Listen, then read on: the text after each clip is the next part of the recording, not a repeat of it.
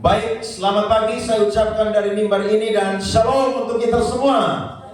Puji Tuhan, saudara segar yang akhir bulan menuju bulan yang baru, tetap semangat di dalam Tuhan. Matius 24 ayat 3 sampai ayat yang ke-8. Permulaan penderitaan. Ketika Yesus duduk di atas bukit Zaitun, datanglah murid-muridnya kepadanya untuk bercakap-cakap sendirian dengan dia. Kata mereka, katakanlah kepada kami, bila manakah itu akan terjadi, dan apakah tanda kedatanganmu dan tanda kesudahan dunia?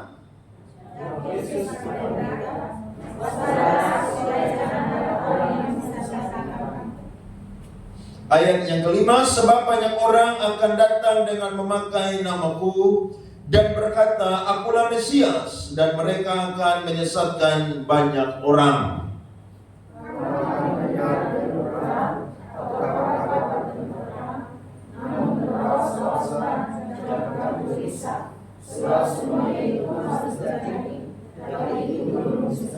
Sebab bangsa akan bangkit melawan bangsa dan kerajaan melawan kerajaan. Akan ada kelaparan dan gempa bumi di berbagai tempat. Sama-sama. Akan tetapi semuanya itu barulah permulaan penderitaan menjelang zaman baru. Beri tepuk tangan untuk pembacaan firman Tuhan ini. Di dalam pasal 24 ayat 1 dan ayat 2, Yesus itu memberikan satu pernyataan yang bersifat profetis atau nubuatan, di mana murid-muridnya melihat bahwa bait Allah itu berdiri dengan teguh. Tetapi Yesus berkata, akan tiba pada saatnya bait Allah yang megah, yang berdiri teguh itu pasti akan dihancurkan. Dan nubuatan Yesus, saudara, itu digenapi pada tahun 70 Masehi. Lewat Jenderal Titus, maka kota Yerusalem dibakar, semua tembok-tembok dibakar, yang sisa hanyalah tembok ratapan. Bahkan juga bait Allah itu, saudara, dihancurkan oleh Jenderal Titus dan pasukannya. Dan itu menggenapi apa yang Yesus sampaikan di dalam pasal 24 ayat 1 dan 2. Ketika itu terjadi, maka orang-orang Yahudi, mereka itu mengalami diaspora. Mereka keluar, saudara, dari negeri mereka, dan mereka itu tersebar di mana-mana.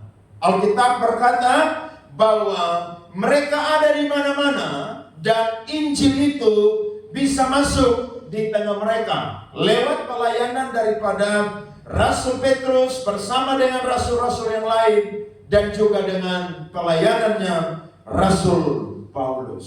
Saudara tahu bahwa apa yang dicatat di dalam ayat 3 sampai ayat yang ke-8 itu bukan belum terjadi. Itu sudah banyak terjadi. Fenomena-fenomena ini Yesus sampaikan bukan bersifat hanya dalam waktu yang dekat, tetapi juga ini bersifat dalam waktu yang lama yang akan terjadi. Di dalam kekristenan, saudara, itu ada dua nubuatan yang bersifat. Yang pertama sifatnya cepat atau pendek.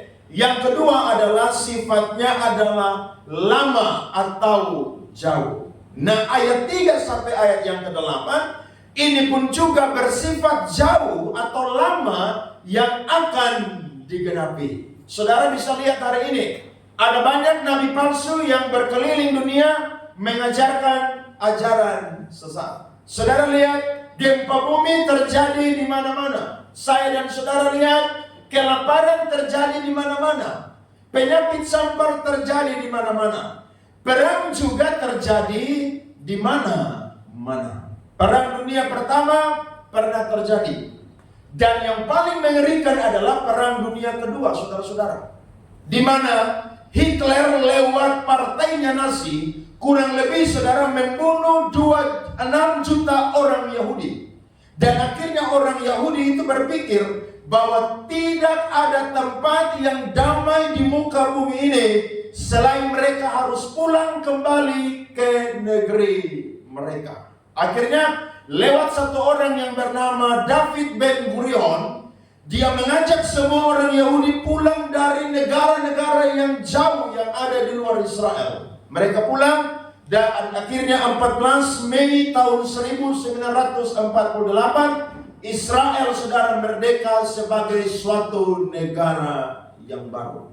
Banyak orang tidak setuju. Kenapa? Karena tanah Palestina pada waktu mereka keluar tahun 70, waktu munculnya agama Islam saudara, Palestina mayoritas itu diduduki oleh kaum-kaum muslim. Nah waktu mereka kembali, tanah Palestina itu menjadi perebutan. Kenapa? Karena dari badan PBB dunia menginginkan supaya ada dua negara di tempat itu, yakni Israel dan juga negara Arab. Salah satunya yang kita sering dengar adalah Gaza saudara, Palestina, di mana mereka mau ingin supaya itu negeri hanya dikuasai oleh satu orang. Tetapi Israel bilang begini, tidak bisa.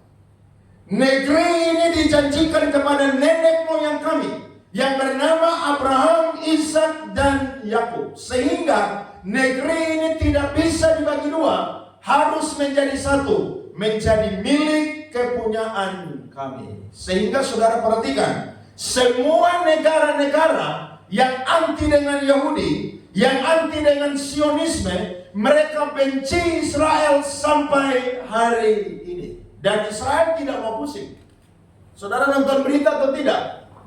Disuruh perang Israel berhenti dengan Iran, Israel serang Gaza lagi saudara. Gak ada yang bisa tegur mereka. Donald Trump sebagai presiden Amerika suruh gencatan senjata, istirahat sebentar untuk bisa ada perdamaian. Israel gak pusing. Yang mereka tahu adalah negeri itu adalah negeri perjanjian yang dijanjikan kepada nenek moyang mereka, dan itu seutuhnya adalah milik mereka. Berarti saudara-saudara, model seperti demikian pasti akan terus terjadi yang namanya peperangan. Dan sesuai tema yang saya kasih, perang antara Israel dengan yang namanya Iran itu adalah tanda awal di mana akan menuju satu perang di antara dua perang di akhir zaman yang akan terjadi. Yang pertama adalah perang Gog Magog, dan yang kedua adalah perang yang namanya Harmagedon. Nah, saya akan bimbing kita semua fokus kepada peperangan bangsa bangkit melawan bangsa, kerajaan bangkit melawan kerajaan. Kita buka Yeskiel pasal 38. Mari kita perhatikan firman ini ayat 1 sampai ayat yang ke-6. Saya baca firman Tuhan, saudara perhatikan. Yeskiel 38 dan 39. Kita akan mutar di sini saja. Saudara catat poin-poin yang akan saya bagikan. Firman Tuhan tentang Gog di tanah Magog. Datanglah firman Tuhan kepada Yeskiel, hai anak manusia, tujukanlah mukamu kepada Gog di tanah Magog, yaitu Raja Agung negeri Mesek dan Tubal, dan bernubuatlah melawan dia. Dan katakanlah, beginilah firman Tuhan Allah, lihat, aku akan menjadi lawanmu, hai Gog, Raja Agung negeri Mesek dan Tubal. Aku akan menarik engkau dengan mengenakan kelingkir pada rahangmu, dan membawa engkau keluar beserta seluruh tentaramu, yaitu pasukan berkuda, semuanya berpakaian lengkap, suatu kumpulan orang banyak dengan perisai besar dan kecil, dan semuanya berpedang di tangannya. Orang Persia, Ethiopia, dan Put menyertai mereka, dan semuanya dengan perisai dan ketopong. Perhatikan lagi saudara-saudara, orang Gomer dengan seluruh bala tentaranya, Bet Togarma dari utara sekali dengan seluruh bala tentaranya, banyak bangsa menyertai engkau. Kaum liberal tidak mempercayai nubuatan ini. Itu menggenapi perang di akhir zaman, salah satunya adalah Gog Magog. Tetapi kalau saya dan saudara membaca dengan lengkap, nanti saudara pulang, saudara akan menemukan bahwa perang ini adalah perang yang akan terjadi sebelum Yesus Kristus itu datang kembali yang kedua kali. Sebab kalau kita memperhatikan dari ayat 8 saudara-saudara, dengan ayat 12, saudara-saudara, kemudian kita lompat lagi ke ayat 14, maka kita akan melihat bahwa negara-negara ini akan menyerang Israel tanpa ada tanda-tanda terlebih dahulu. Israel akan ada dalam satu kedamaian. Mereka telah pulang dari pembuangan. Mereka telah membangun negeri mereka. Kenapa saya tidak sepakat dengan paham liberal? Karena waktu Israel pulang dari Persia, itu kurang lebih, saudara, tahun 550 sebelum Masehi. Dan itu, saudara, disuruh oleh satu raja Persia pertama yang bernama Kores. Dia pulang, saudara, suruh Israel pulang ke negeri mereka dan membangun negeri mereka. Kalau memang itu terjadi, mengapa ini diulang di dalam ayat-ayat yang tadi kita sudah baca? Saudara perhatikan tadi ayatnya, ya, kalau kita lihat ayat yang kelima, di situ ada satu negara, satu kerajaan yang disebut, yakni orang Persia. Iran sebelum jadi negara Iran, sebelum tahun 1935, nama Iran adalah Persia. Jadi Israel ini, saudara, punya hubungan baik dengan Iran sebelum tahun 1979. Karena mereka punya hubungan politik, hubungan liberal, bilateral, saudara-saudara. Akhirnya pemerintah Israel pun juga membangun kerjasama dengan pemerintahan Iran. Sampai ada kedutaan besar Israel itu ada di Iran. Tetapi ketika tahun 1979, pemimpin yang lama itu jatuh, saudara. Maka pemimpin yang baru yang memerintah sampai hari ini membangun satu rezim, saudara. Dan rezim itu adalah anti-Israel, anti-Sionisme. Mereka berkata, mereka harus tumpas Israel supaya Israel harus keluar dari negeri Palestina, sehingga yang menguasai itu hanyalah negeri-negeri Arab atau mayoritas Islam. Nah, kalau orang ribut tanah, saudara, gak ada ujung-ujung, gak ada finishnya, kira-kira itu perang terus atau tidak, saudara? Coba saudara punya tanah, punya sertifikat asli, tiba-tiba ada yang datang bawa sertifikat yang sama. Perkara di pengadilan, saudara mau mengalah? Saudara tidak akan mengalah. Biar saya dan saudara anak Tuhan, cinta Tuhan pun juga, ini tanah dari nenek moyang kita. Masa dengan mudah saya kasih kamu yang baru datang punya sertifikat yang saya duga itu bukan yang asli. Nah, Israel juga begitu, saudara. Mereka tidak mau pergi dari negeri itu karena memang itu negeri dijanjikan kepada nenek moyang mereka, sehingga mereka bertahan di situ. Nah, tahukah saudara, ketika Israel dalam keadaan tenang, maka disitulah bangsa-bangsa akan bangkit, saudara, dalam koalisi yang namanya Gog-Magog. Mereka akan bangkit dan berperang melawan Israel. Kita lihat sebentar ayat 14 dan ayat 15, pasal 38. Sebab itu bernubuatlah, hai anak manusia, dan katakanlah kepada Gog, beginilah firman Tuhan Allah, ketika umatku Israel sedang diam dengan aman tentram. Perhatikan, pada waktu itulah engkau akan bergerak dan datang dari tempatmu, dari utara sekali, engkau dengan banyak bangsa yang menyertai engkau. Mereka semuanya mengendarai kuda, suatu kumpulan yang besar, dan suatu pasukan yang kuat. Koalisi ini, saudara, adalah koalisi yang diperkirakan, saudara, itu dipimpin oleh satu negara yang sangat-sangat kuat secara politik, secara geografis, bahkan juga secara peralatan peperangan. Banyak penafsir Alkitab mengatakan bahwa negara ini adalah negara Rusia. Saya coba cari datanya. Negara yang paling banyak punya nuklir di dunia adalah Rusia. Jumlahnya kurang lebih 5.588 nuklir. Sementara Amerika punya 5.535 nuklir. Kita semua pernah sekolah, pernah belajar sejarah. Bom nuklir pernah terjadi di satu kota Jepang, Hiroshima dan Nagasaki. Ada yang masih ingat tanggal berapa? 6 Agustus tahun 1945. Itu ngeri, saudara. Itu bom nuklir kalau kasih jatuh, saudara, semua orang yang ada di kota itu mati semua. Jadi kalau satu jatuh di Pulau Kera, kota Kupang semua mati.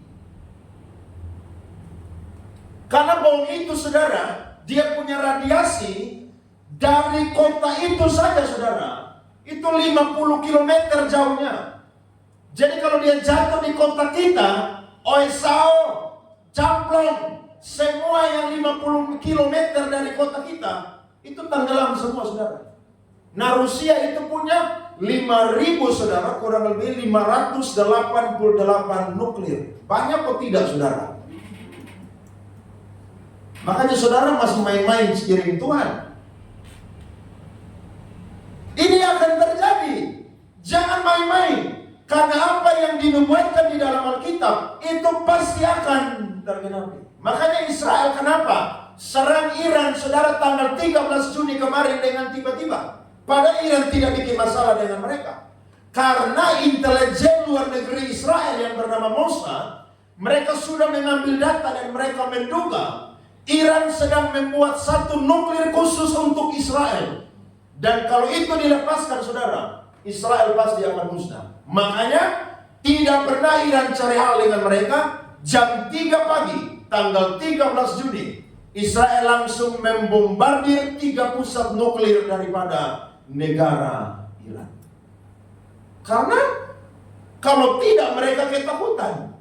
Mereka pasti akan yang namanya binasa semua. Mereka sudah pulang dari negeri yang jauh dan sudah ada di negeri mereka. Amerika campur tangan. Dia kirim dia punya pesawat yang namanya Bomber B-12 Spirit. Kalau di Amerika ada B-12 Spirit, di Kupang ada B-2CI, saudara. Itu pesawat tidak terdeteksi oleh radar negara manapun. Saudara, itu pesawat disebut pesawat siluman. Dan kurang lebih mereka menjatuhkan bom rudal, saudara, di pusat-pusat negara-negara Iran punya pembuatan nuklir, saudara. Bom-bom, senjata-senjata. Kurang lebih itu bom yang mereka jatuhkan beratnya 30.000 ton, saudara. Dan itu cuma seberapa. Makanya Iran pun juga masih aman. Karena itu cuma gertakan saja dari Amerika supaya mereka tuh diam sudah. Namanya genjatan senjata, artinya istirahat sejenak supaya pikir ulang, supaya apa? Damai.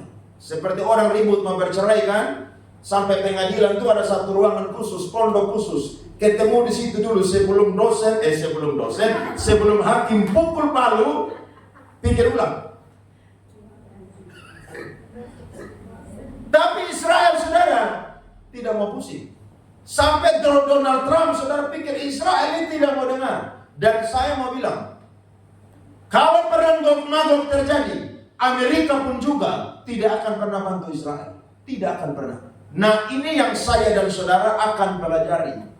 Kenapa Amerika yang koalisi dengan Israel, tapi waktu perang Gog-Magog, Amerika, Inggris, Prancis, dan lain sebagainya tidak akan pernah membantu Israel. Kita akan lihat, saudara, jawabannya lewat firman Tuhan ini. Perhatikan, saudara, lihat pasal 38 ayat 16b, atau baca dari ayat 16.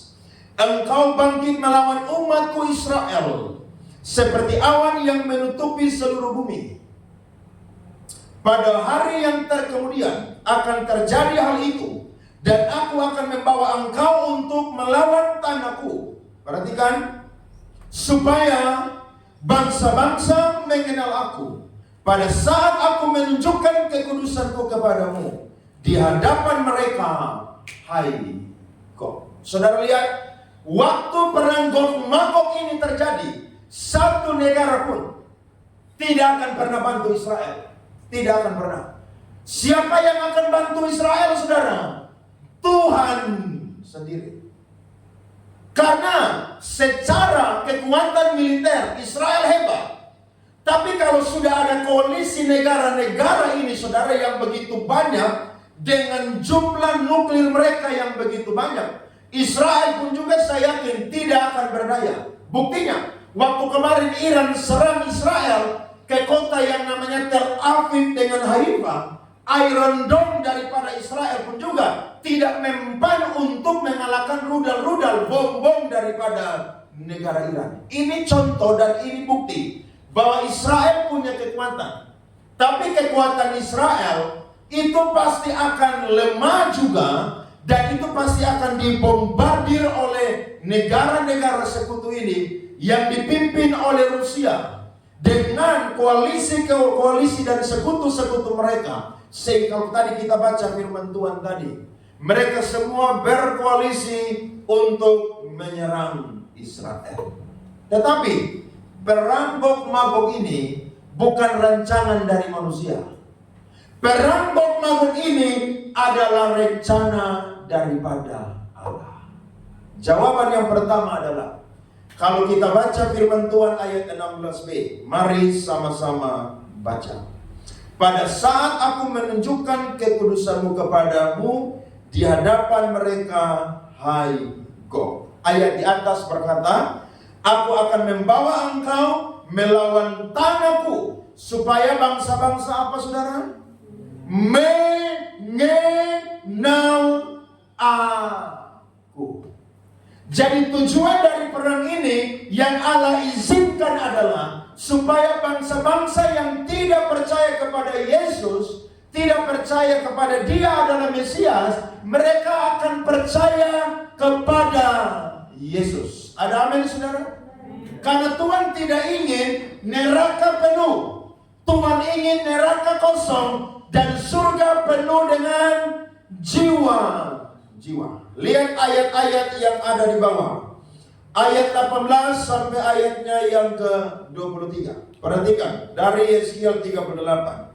Pada waktu itu, pada saat Gog datang melawan tanah Israel, demikianlah firman Tuhan Allah, amarahku akan timbul dalam murkaku. Ini cara mereka untuk hancurkan Israel. Dalam cemburuku dan dalam api kemurkaanku, aku akan berfirman, pada hari itu pasti terjadi gempa bumi yang dahsyat di tanah Israel.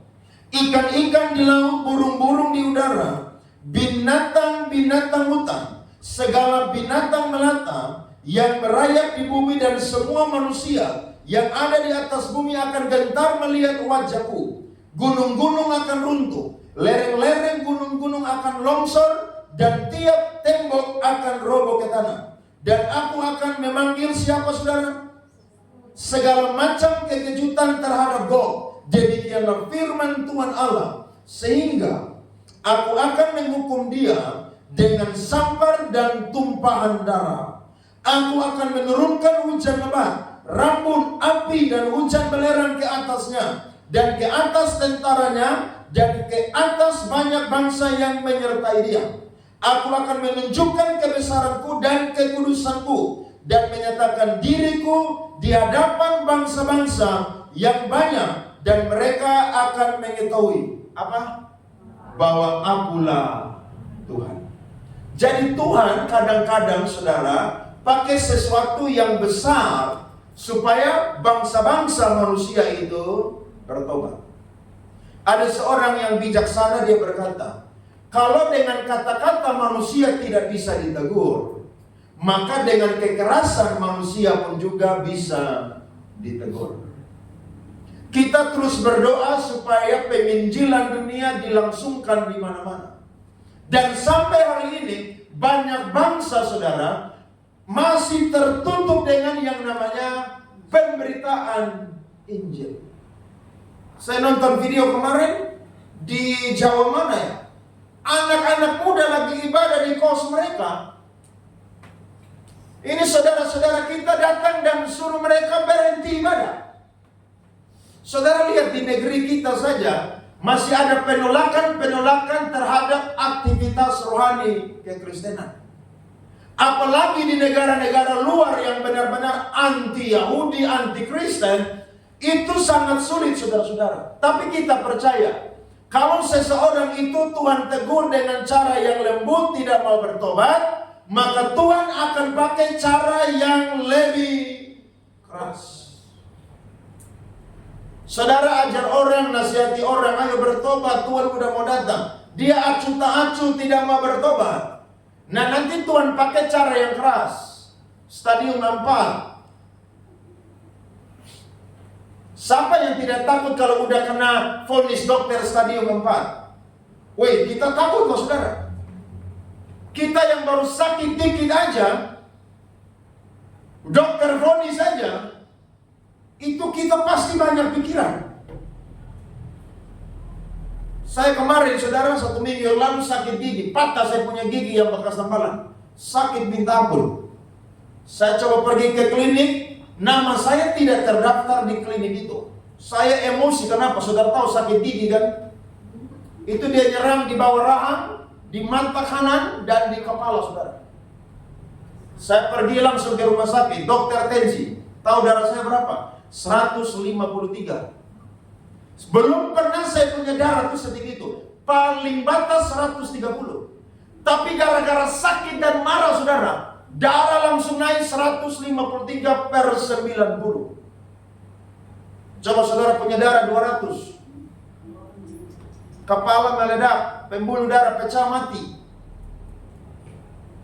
Dan itu sangat menyakitkan. Baru sakit gigi aja saudara. Belum kalau kita divonis dokter, kamu kanker paru-paru stadium 4. Itu langsung bertobat itu, langsung percaya.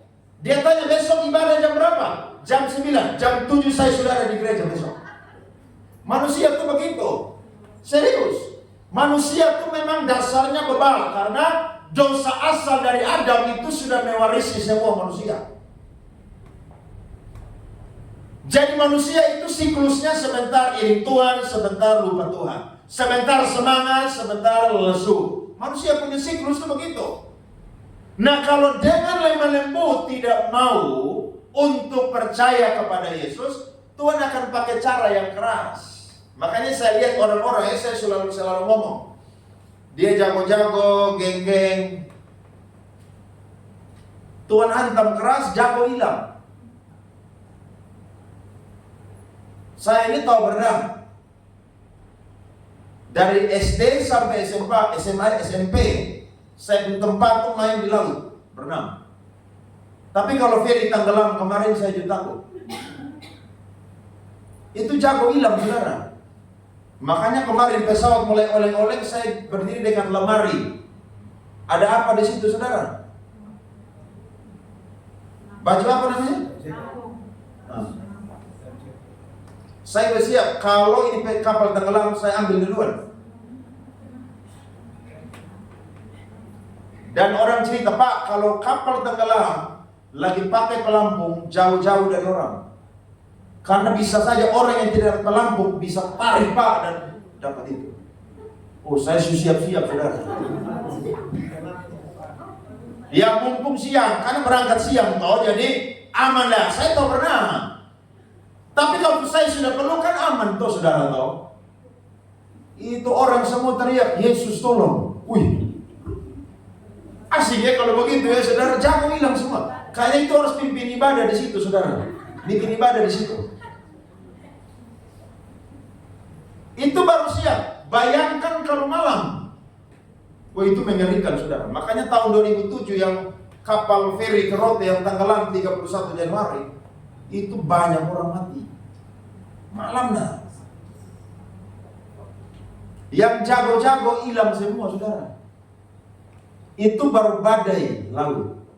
Belum langsung di tubuh kita saudara. Tapi saya mau berkata, Itu Tuhan sayang kepada saya dan saudara. Tuhan bukan cuma sayang orang Yahudi, orang Israel. Tuhan sayang semua manusia yang ada di bawah kolong langit ini. Sehingga perang ini terjadi adalah seizin daripada Tuhan, supaya bangsa-bangsa non-Yahudi pun juga, termasuk orang-orang Indonesia pun juga, bisa melihat bagaimana kedahsyatan daripada Tuhan Allah, dan mereka boleh bertobat, percaya Yesus adalah Tuhan Allah, Juru Selamat satu-satunya. Amin. Jadi mari kita lihat tanda-tanda ini. Jangan sama seperti orang-orang yang acuh tak acuh. Ya memang Tuhan datang itu tidak tahu kapan waktunya. Dia datang seperti pencuri. Tapi saya dan saudara kan lihat, Yesus sudah menubuatkan ada tanda-tanda zaman yang saya dan saudara harus lihat. Supaya apa? Berdoa dan berjaga-jagalah. Itu Tuhan kehendaki. Tuhan mau surga itu penuh, saudara. Tuhan tidak ingin neraka itu penuh. Tuhan ingin surga penuh. Makanya kita buka sebentar Wahyu pasal 7 ayat 9. Coba saudara perhatikan.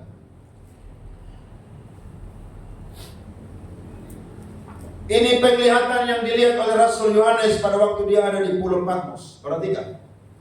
Orang banyak yang tidak terhitung banyaknya. Kemudian daripada itu, aku melihat sesungguhnya suatu kumpulan besar orang banyak yang tidak dapat terhitung banyaknya, dari segala bangsa dan suku dan kaum dan bahasa, berdiri di hadapan takhta dan di hadapan Anak Domba, memakai jubah putih dan memegang daun-daun palem di tangan mereka. Lihat, banyak bangsa. Nah, saya akan jelaskan sedikit tentang bangsa-bangsa koalisi yang tadi saudara sudah dengar dan baca. Apa ini berkaitan dengan perang Gog Magog, saudara? Yeskiel 38-39 itu dicatat dengan jelas. Nah, Israel, saudara, diserang dengan koalisi bangsa-bangsa. Tadi kita sudah baca ayat 1 sampai ayat yang ke-6. Nah, siapakah Gog, saudara? Gog adalah Raja Agung. Dalam bahasa Ibrani, Raja Agung ini menggunakan kata Ibrani Ros. Dan itu diartikan secara hurufiah oleh para penafsir Alkitab adalah Rus. Siapakah Rus itu, saudara?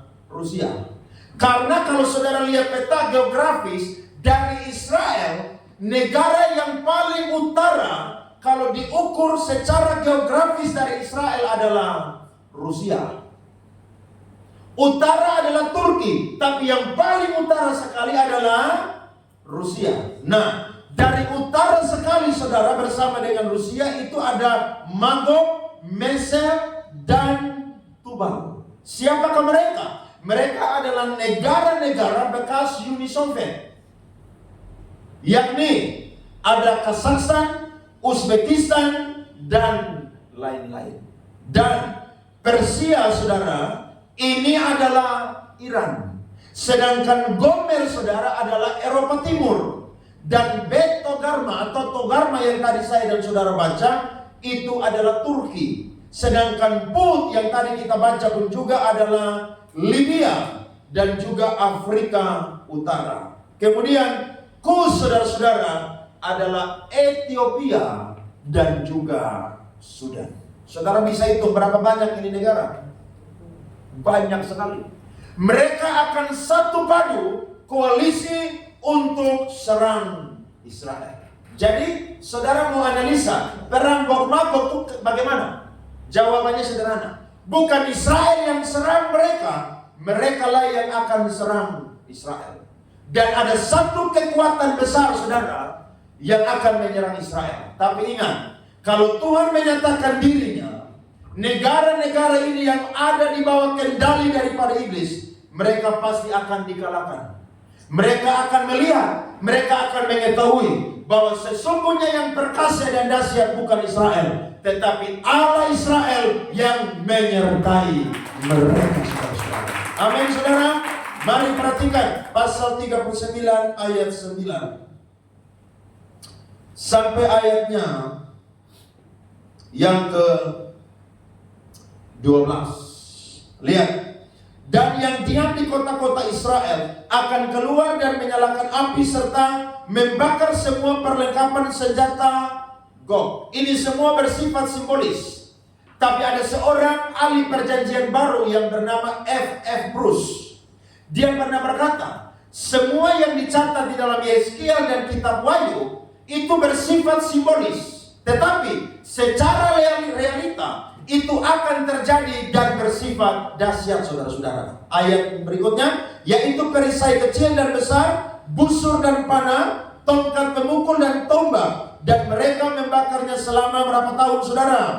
7 tahun. Mereka tidak akan mengambil kayu dari hutan belukar atau membelah kayu api di hutan-hutan, sebab mereka akan menyalakan api itu dengan perlengkapan senjata itu. Mereka akan merampas orang-orang yang merampas mereka dan menjara orang-orang yang menjara mereka. Demikianlah firman Tuhan Allah. Kalau saudara baca di pasal 38 dari ayatnya yang ke-7 sampai seterusnya, saudara menemukan mereka perang lawan Israel ini selain mau menumpas Israel, tapi mereka mau mengambil harta kekayaan orang-orang Yahudi. Disitulah Tuhan akan bela. Ayat 11. Maka pada hari itu aku akan memberikan kepada Gog suatu tempat di mana ia akan dikubur di Israel, yaitu lembah penyeberangan di sebelah timur dari laut, dan kuburan itu akan menghalangi orang-orang yang menyeberang di sana. Gog akan dikubur dengan semua khalayak ramai yang mengikutinya, dan tempat itu akan disebut apa, saudara?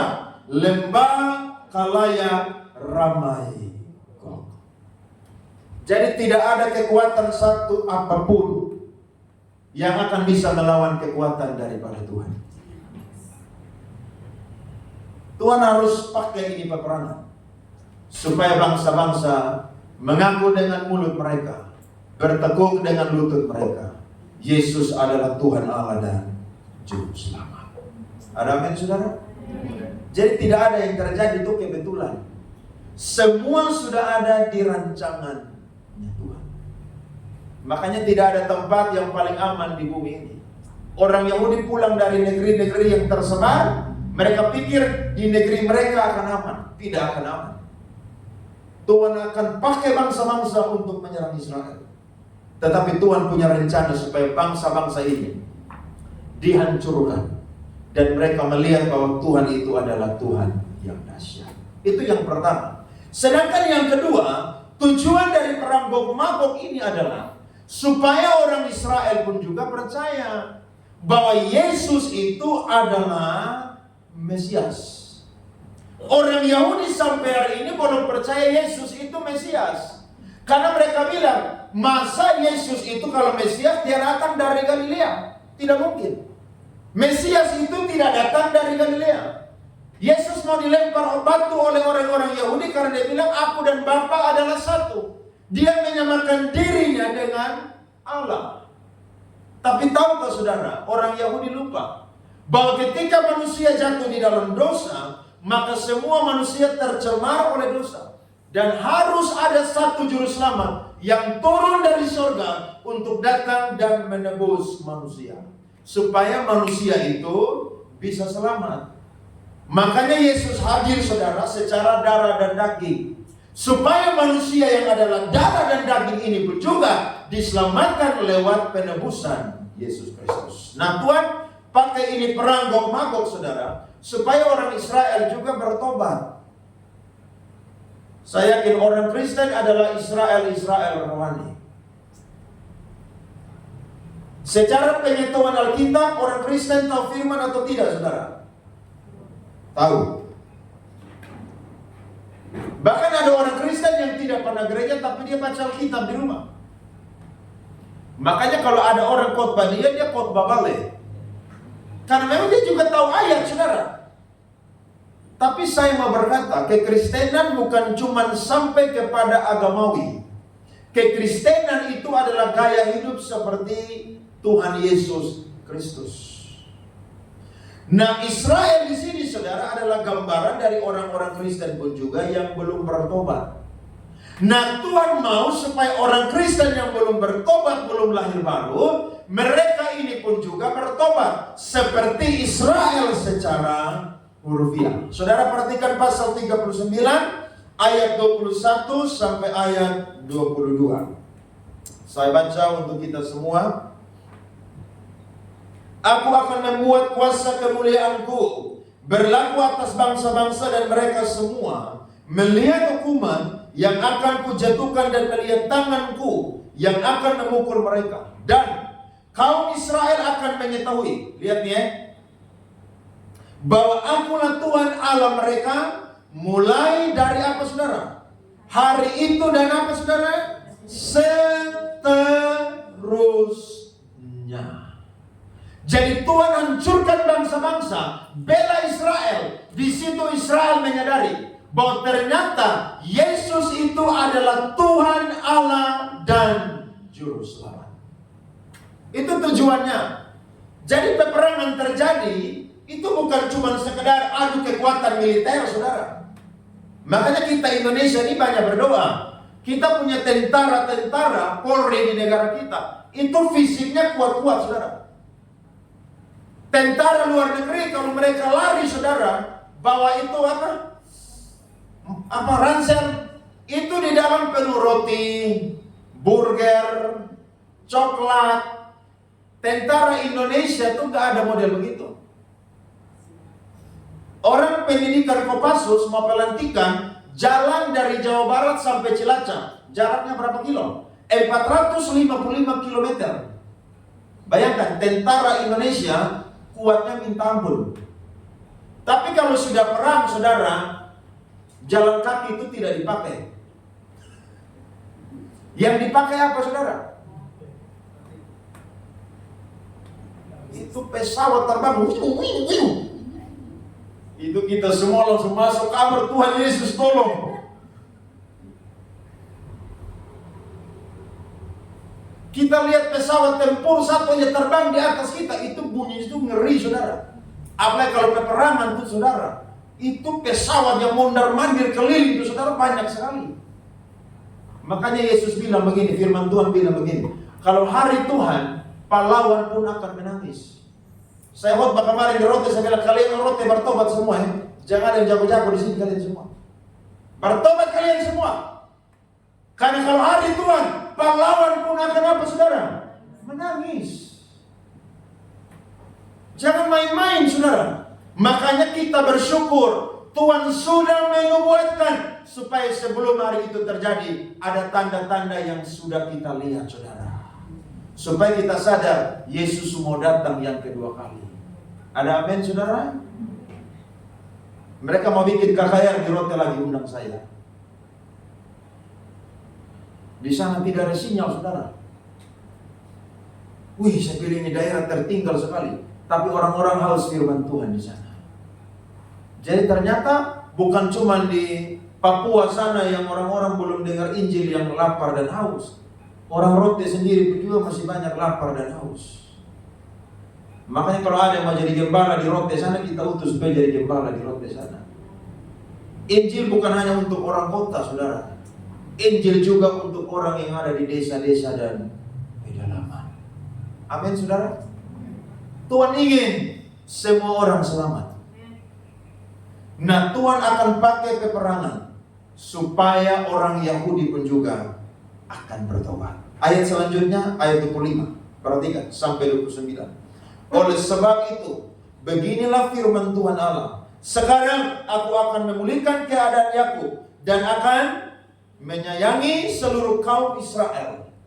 Dan cemburuku timbul untuk apa, saudara? Mempertahankan namaku yang kudus. Perjanjian Allah dengan Abraham adalah covenant yang diikat dengan darah, saudara-saudara.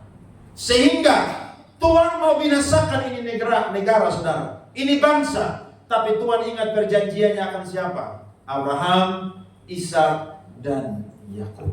Ayat 6, mereka akan melupakan noda mereka dan segala ketidaksetiaan mereka yang dilakukannya terhadap aku. Kalau mereka sudah diam kembali di tanah mereka dengan aman, tentram, dengan tidak dikejutkan oleh apapun. Dan kalau aku sudah membawa mereka kembali dari tengah-tengah bangsa-bangsa yang mengumpulkan mereka dari tanah musuh-musuh mereka, dan pada saat aku menunjukkan kekudusan kepada mereka di hadapan bangsa-bangsa yang banyak, dan mereka akan mengetahui bahwa akulah Tuhan Allah mereka. Siapa yang akan mengetahui?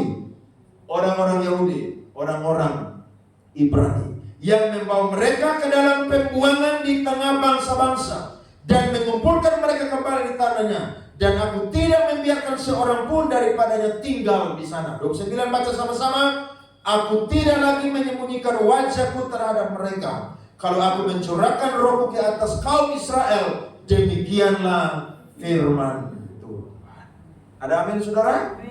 Tuhan ingin Israel diselamatkan. Jadi kalau ada orang-orang perang sekarang, kita lihat, kita nonton, kita baca komentar maki-maki Israel, kita tidak maki-maki Israel.